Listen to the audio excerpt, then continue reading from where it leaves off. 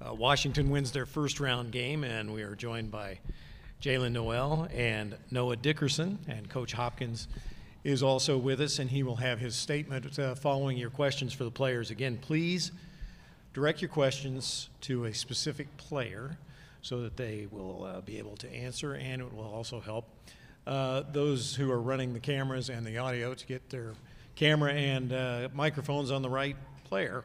We'll start with your questions, and please also, if you have a question, try and find a microphone as the previous question is being answered so that we can keep everything moving along smoothly.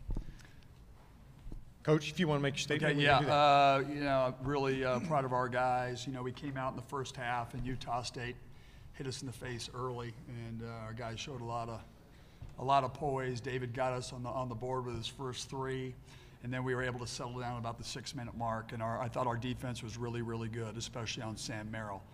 He's one of the best players in the country. We had to make sure that we limited him, and I think he was scoreless in the first half, which was a big part of our halftime lead. And obviously, offensively, in the first half, Noah Dickerson. I mean, when he's on, he's one of the best big guys, if not the best back-to-the-basket big guy in the country. We shared the ball. And then second half guys, they came out like any championship team as Utah State, great coach, great players. They came right back, you know. And this thing, there's so many different swings. And they cut the game all the way to one. We, you know, defensively, you know, we hold them to 26%, 30 from three, and 81 from the foul line, or they went to the foul line 16 times. But it's our defense, guys. When we're playing defense high level, sometimes our defense is our best offense. And we took every swing that they got, and we stayed poised, we stayed together, and we came out with a win. Very proud of these guys. All right, we'll take questions for the players first, and then we'll have your questions with Coach Hopkins immediately following that. We have questions for either Jalen or Noah. Go ahead, Mark. Mark Herman from Newsday in New York. Jalen, all the players in here yesterday were talking with such respect for their top scorer. What did you guys do to limit him? Well, first off, Sam is a really good player, and we really just made sure that wherever he was, we had everyone know where he is. We were talking every time he made a backdoor cut, every time he cut behind our defense. We just made sure we knew exactly where he was, and that's kind of how we were able to hold him to 10 points.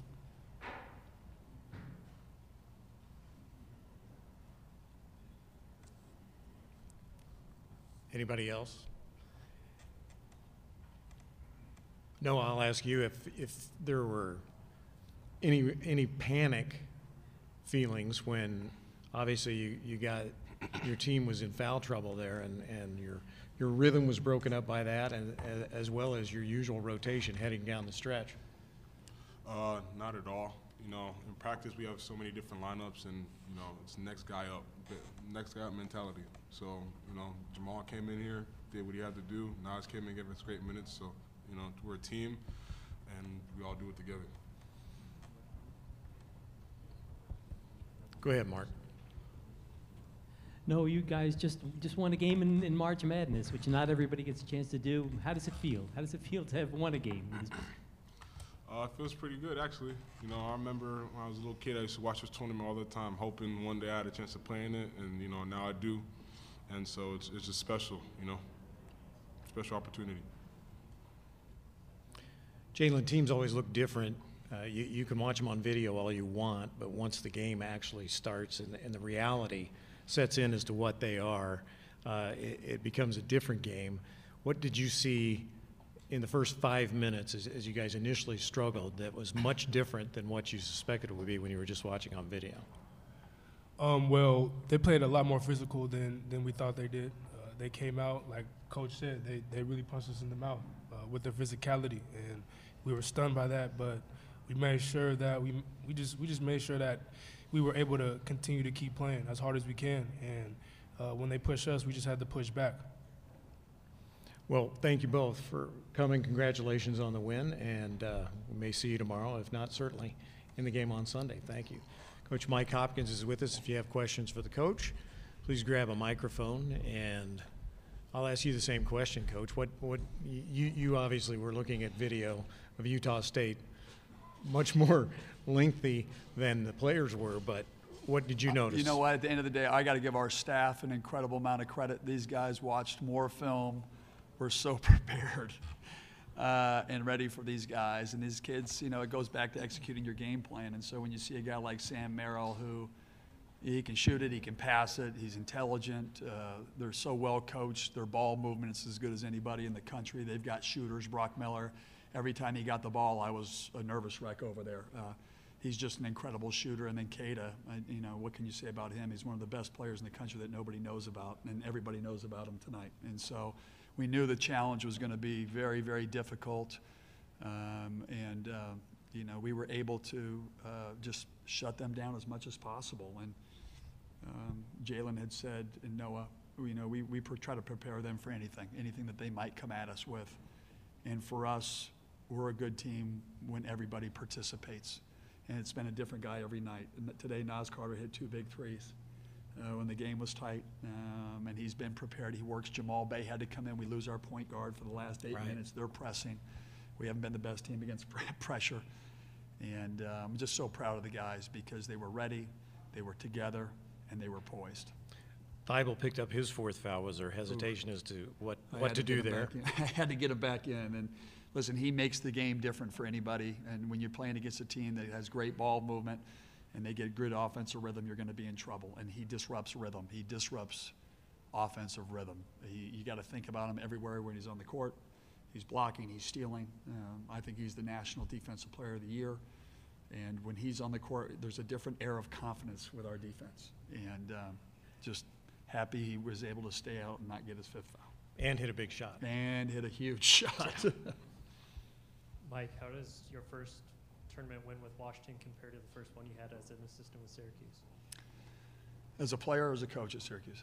As a coach. As a coach at Syracuse, my first year was 95, 96. And we went to the national championship game against Kentucky. And it was one of those things as a coach, your first time doing it. And, you know, getting that first feeling. And when you're trying to build a program to where we were and where we want to be, it's not only great for the seniors that stayed with it and have showed the way for the underclassmen, but it's a way for the underclassmen, the next one up, to feel the excitement and feel the crowd and to see what it's like to play in the greatest sporting event on planet Earth.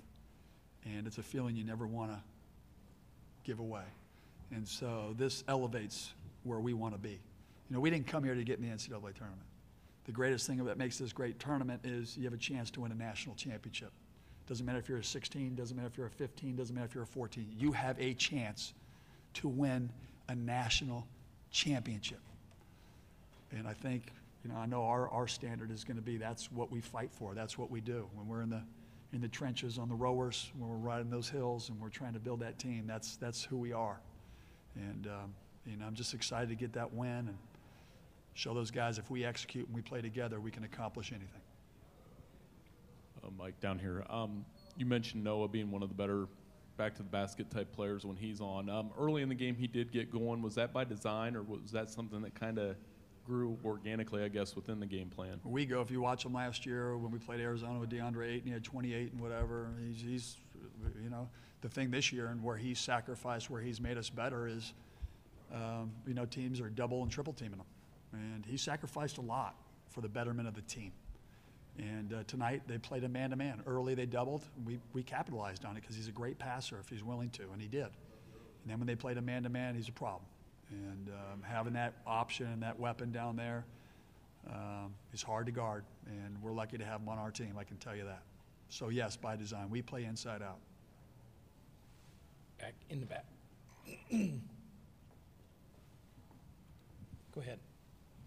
I thought when Utah State cut it to within a point, I thought Carter hit 2 really big three-pointers.